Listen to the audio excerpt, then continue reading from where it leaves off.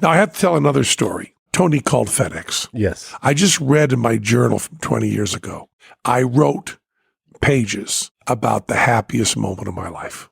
Now, Tony Fitzpatrick is street, and I was hanging out with him 20 years ago, and I helped him. I carried a couple boxes, and he went to FedEx, and he mailed some stuff to a collector in Sweden. And he came out and said to me as we were driving away, Jesus, $900.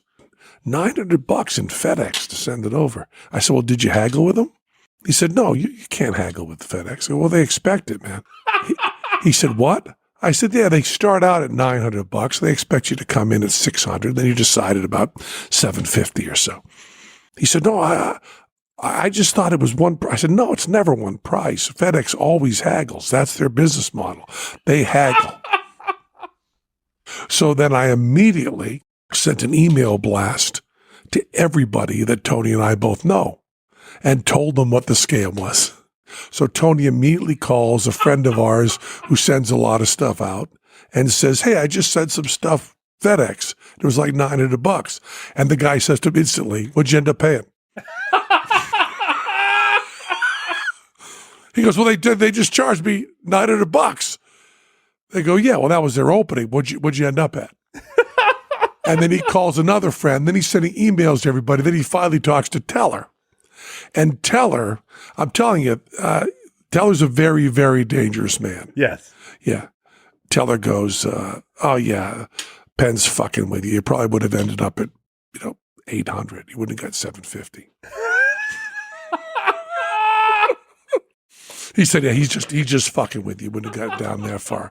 Penn always thinks you can get down like 20%. You can't. Maybe Penn could have done it. Tony works himself into a lather. He goes out of his mind. This is the strangest prank. Tony calls FedEx. He reports this back later. He calls FedEx and he says, this is Tony Fitzpatrick. I'm not a mark.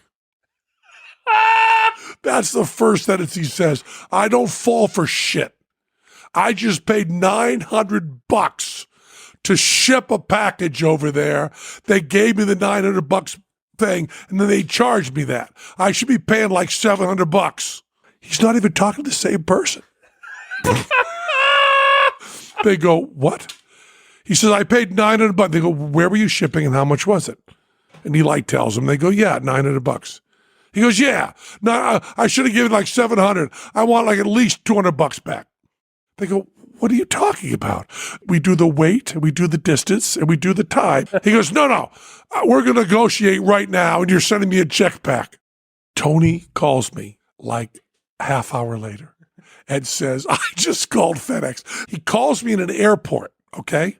And I am dancing in the airport, and I'm saying to Tony, I will tell you, I said, opening on Broadway, rave review, I would trade them all in for this moment.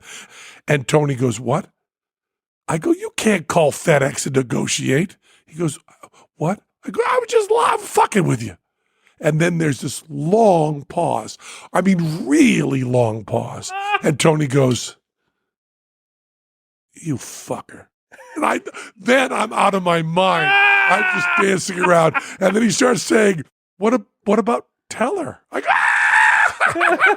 go, I'm just screaming. I'm in the airport so loud that it's causing a disturbance. And then because I had a fan BBS at that time. Yeah. I write the whole story up, and then people start sending me hats and T-shirts that say Tony called FedEx. And I'm taking pictures, and people are coming in to his studio. He had a gallery. Yeah. And going, hey, Tone, did you really call FedEx? And Tony is calling me like every 3 hours going, fuck you, it's getting worse. Fuck you. It was fabulous. And I wrote to Tony today and said, Tony, it's 20th anniversary of Tony Calls FedEx. And he wrote back and went, you fucker, I love you. It's one of my favorite stories. Then we find out that for overseas, for big packages, yeah, you can't negotiate.